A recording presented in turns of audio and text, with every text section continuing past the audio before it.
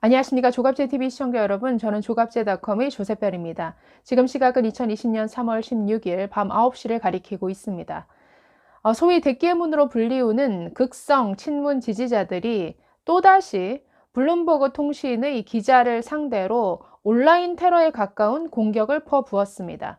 제가 또다시라는 표현을 쓴 것은 1년 전에도 비슷한 일이 있었습니다. 당시에도 블룸버그 통신의 기자를 상대로 친문 지지자들이 아주 협박에 가까운 공격을 했습니다. 네, 1년 전 사건을 잠시 상기시켜 보면 2019년 3월 13일 민주당의 이해식 대변인은 느닷없이 6개월 전에 보도가 된 블룸버그 통신의 기사를 언급하면서 그 기사를 비난하는 논평을 냅니다. 자, 그 기사는 블룸버그 통신 기자가 해외에서 문재인 대통령은 김정은의 수석 대변인이라고 평가된다라는 이런 표현을 썼습니다. 자, 그 표현을 가지고 비판 논평을 냈는데 그 논평에서 이렇게 말했습니다. 미국 국적통신사의 외피를 쓰고 국가 원수를 모욕한 매국에 가까운 내용이다라고 비판을 했습니다. 자, 이뿐 아니라 이 기자의 실명까지 거론하면서 국내 언론사에 근무하다가 옮긴 지 얼마 안 된 기자가 쓴 악명 높은 기사라고 했습니다. 이뿐 아니라 한국인 외신 주재원이 쓴 검은 머리 외신 기사에 불과하다라고 아주 인격 모독적인 인종차별적인 논평을 냈습니다. 자, 그래서 당시에 엄청난 외신 기자들의 항의가 잇따랐습니다. 네, 당시 서울 외신기자클럽이 해당 논평의 철회를 요구하는 성명을 냈었고, 네, 아시안 아메리카 기자협회, 자, 이뿐 아니라 가장 권위 있는 국제 언론인 단체인 IPI, 즉 국제 언론인 협회에도 성명을 냈었습니다. 또 국경 없는 기자회도 성명을 냈었습니다. 자, 이뿐 아니라 블룸버그 통신, 뉴욕타임스, AP통신, 워싱턴 포스트 등에서 지금 이 문제를 상세히 보도한 바 있습니다. 네, 당시 서울 외신기자클럽은 성명을 통해서 어떠한 정치인이라도 대중의 관심사나 의견에 대해 보도한 기자 개인에 대해 국가 원수를 모욕한 매국이라고 몰아가는 것은 매우 유감스러운 일이다. 이것은 언론 통제의 한 형태이고 언론 자유에 찬물을 끼얹는 행위다라고 아주 강도 높게 비판을 했었습니다. 네, 또 아시아 출신 미국 언론인 모임인 아시아 아메리카 기자협회에서도 성명을 냈었는데 검은 머리 외신 기자라는 표현을 아주 문제 삼았습니다. 이렇게 얘기를 했었습니다. 기자의 국적을 빌미 삼아 외신 보도를 깎아내리는 행태, 또한 외신은 외국인으로만 이루어져야 한다는 편견에 다시 한번 유감을 밝힌다라고 이 인종차별적인 발언에 대해서 매우 비판적 입장을 취했습니다. 네, 그러나 당시 민주당의 이해식 대변인 또 홍익표 수석 대변인 제대로 된 사과 한번 하지 않았습니다.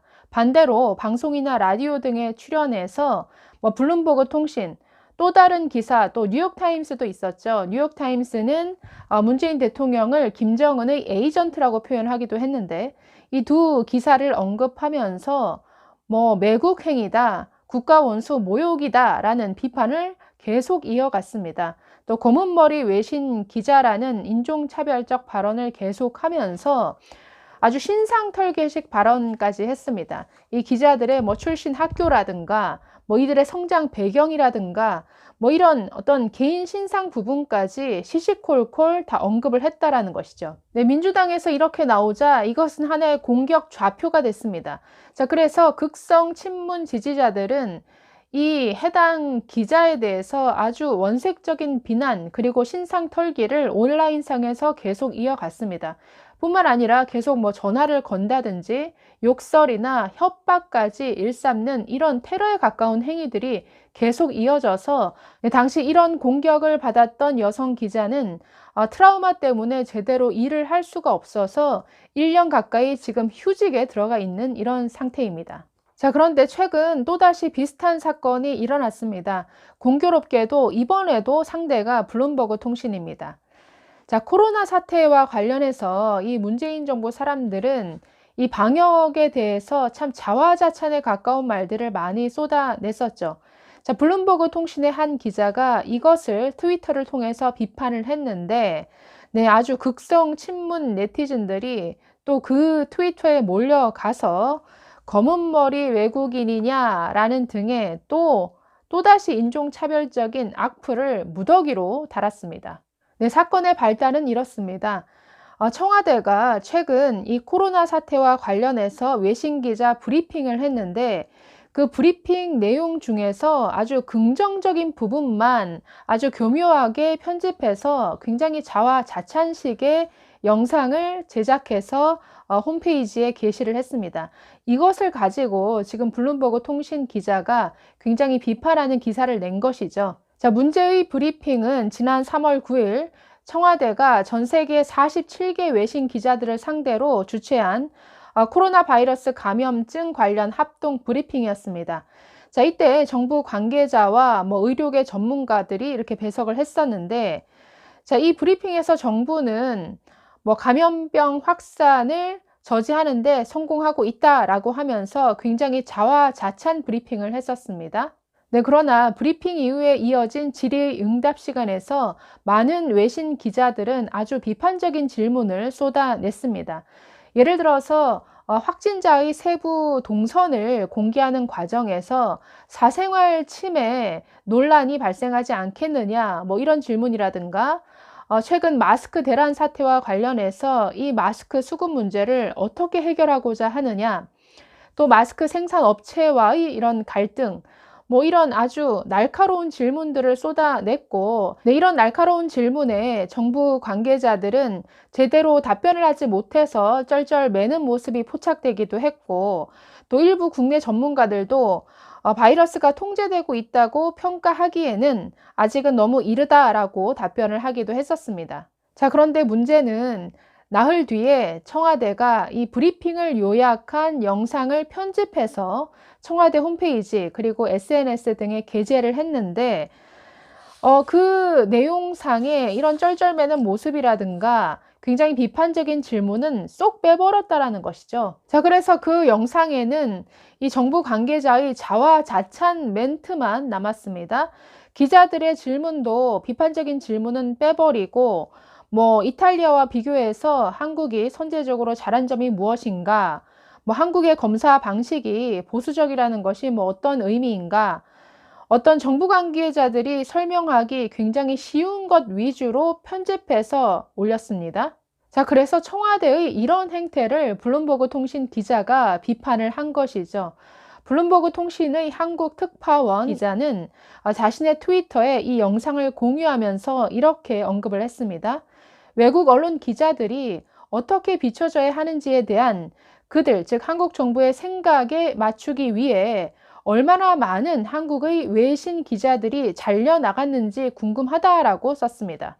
즉 좋은 면만 부각시키려고 하는 이 청와대의 생각에 따라서 많은 외신 기자들이 그 영상에서 잘려나갔다라고 이렇게 에둘러 표현한 것이죠. 자, 이뿐 아니라 이 기자는 친문 네티즌들이 검은 머리 외국인이라고 비난하는 것에 대해서도 언급을 했습니다.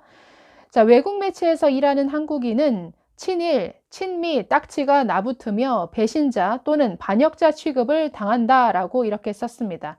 자, 그러자 이 트위터 글에 악플이 아주 줄줄이 달렸습니다. 이런 식의 댓글입니다. 검은 머리 외국인 씨는 절대 어디 가서 한국말 쓰지도 말고 한국인이라고도 하지 말아라. 시건방지게 잘났다고 콧대 세워봤자 인종차별 흑인 다음 순이다. 네, 그래서 문재인 정부의 비판적인 언론을 향한 이 친문 지지자들의 도를 넘은 행태, 협박에 가까운 이런 공격은 1년 전이나 지금이나 나아진 게 없는 것 같습니다. 네, 오늘 16일자 조선일보 기사에는 저런 제목의 기사가 실렸습니다. 블룸버그 여기자의 인권이라는 제목의 기사인데 네, 앞에서 언급해 드린 1년 전에 그 사건을 다루고 있습니다.